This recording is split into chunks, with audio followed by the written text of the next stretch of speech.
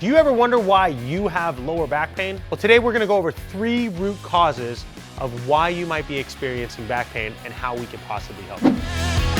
So, lower back pain. Lower back pain. Now, very common, right? Very common, so common. I was dealing with lower back pain about a month and a half ago now, and it's not something new to me.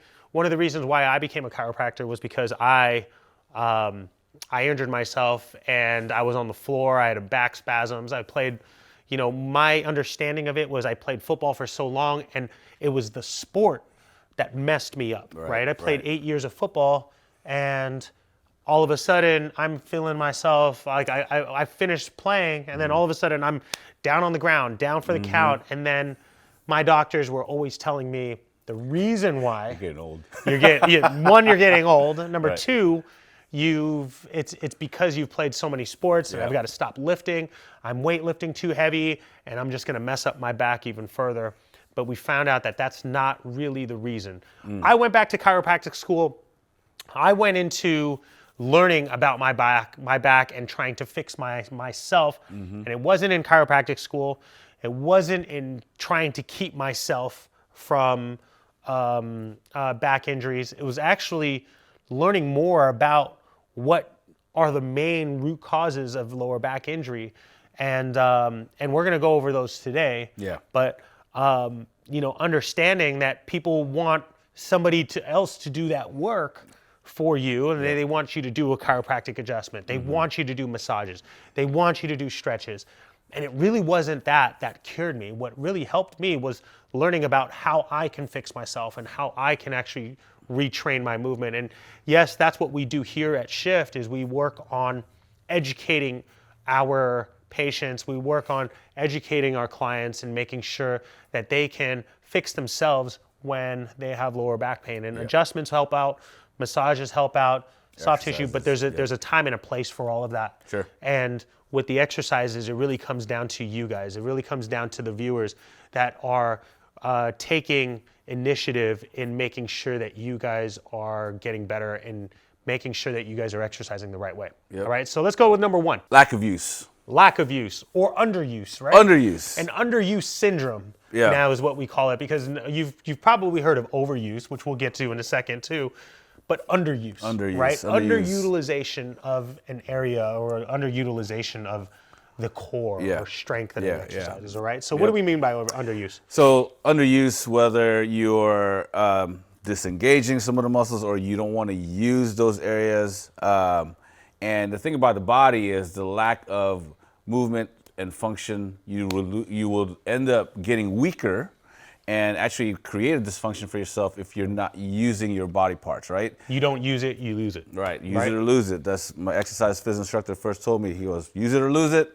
And we know throughout the years as you get older, the less movement you have in certain body parts, the more you will create weakness. So in the lower back area, that's a very common thing for the lower back area because we are not using it as much because of our modern day function or modern day living. So whether you're sitting all day, you're sitting in traffic all day, you're sitting in the office all day, because you're sitting down and you're not engaging your trunk or your core, you're right here, there's a good chance dysfunction will happen because your lower back is not being utilized as much as it should be. Number 2. All right, so number 2, to kind of go off of underuse, is the overuse syndrome, right? Number 2 is overuse. Now, one of the things that we try to explain to our patients is we think of regional interdependence. We think about how the body utilizes other areas of the body in order to create movement and function and patterns, right? And if there's a dysfunction of an ankle, let's say you injured your ankle, well, there's going to be changes up the pattern. There's going to be changes up the stream, and it can affect your lower back. Let's say I ended up hurting my ankle and I have to walk a certain way. Well, my body responds to bad patterns quickly. It adapts very, very fast. But here's the problem. Once we adapt to bad patterns or injuries or, the body keeps score of all of those injuries, our body has to retrain itself. And it's almost harder for us to retrain those movements and getting back to a normal state when we've adapted to those bad patterns. Now, when I say overuse syndrome, it's our spine, our lumbar spine is being utilized excessively in order to work with these imbalances that we are dealing with. And if that makes sense, let's say I'm doing a squat and I start to see a little bit of a hinge. Well, my lumbar spine has to stabilize and it has to do some excessive work. I'll have some muscle imbalances, which can cause a reason why my body can't take an overload of weight or resistance on my shoulders. And it's all about trying to adapt to a load, right? Let's say I put a bunch of weight on my shoulders. I need to be able to adapt properly, but if my body has learned bad patterns, now my spine is in an overuse standpoint. Some of my patients come into me and they're like, why does walking hurt my lower back? Well, one of the reasons why is it could be in that same thing. There could be an underutilization of the hips, and there could be an overutilization of the lumbar spine. So we use that underuse and overuse interchangeably, and the spine might have to do an extra amount of work, which we're trying to limit, right? We want to get the spine to be able to function properly. We want to do a flexion, extension, rotation. We want to gain as much mobility and control of our spine as possible, which will allow us to decrease underutilization. There you go. However, we want to make sure that all the other areas are working functionally in order to increase or decrease an overutilization of the spine in order to create those bad patterns, or in order to work with those patterns. So overall, you got to make sure you're pretty balanced with your movement so that your lower back area is not being overused. Yeah, and that's why you want to go to a biomechanics specialist. You want to go to a person that understands movement in a way that can translate to you and have you guys understand how you guys can fix yourself from a movement standpoint, right? Exactly. And then the final one we have, number three.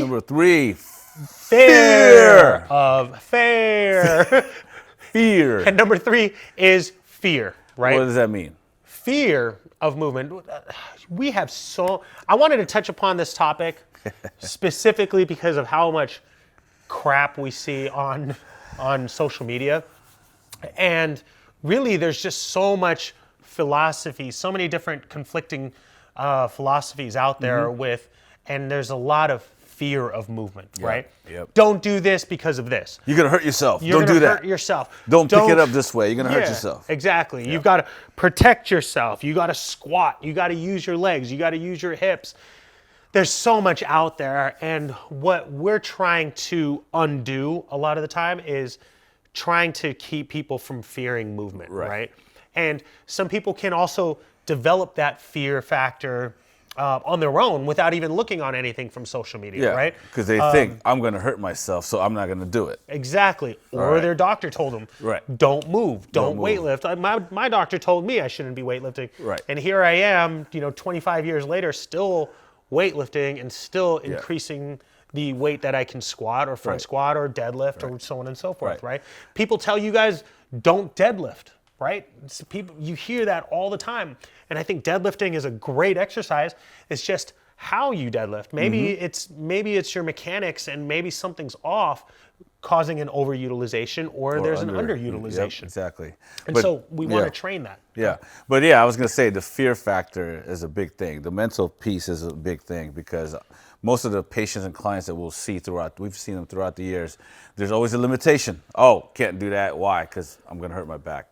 And anytime you restrict yourself from doing something, it's only going to get worse, yourself. Right? You're limiting yourself, and it will stem throughout the rest of the body if that's the case. Okay, so we got to understand, don't be afraid. Your body's not as fragile as... It's not made of paper. Yeah, as we've socially thought it is, because that's what we've been taught throughout this years. But our body is strong. It's amazing. If you train it well, and it's conditioned well, you guys can do so many different things. I mean, there's so many.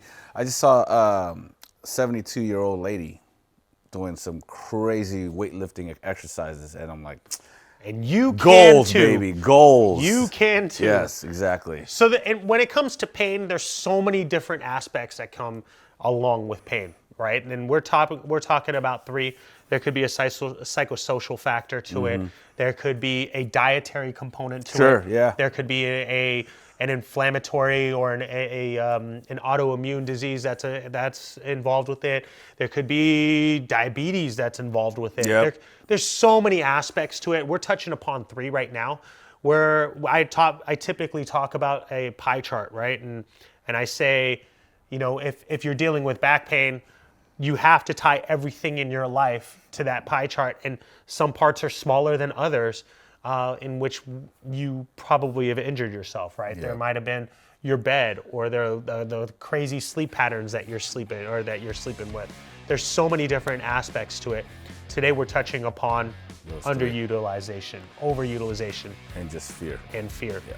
Do not have fear. Talk to a specialist. Talk to a specialist. Don't be afraid to talk to a specialist either, because we can always help you out. Yep. If you want to learn more about lower back exercises, check out this link right over here.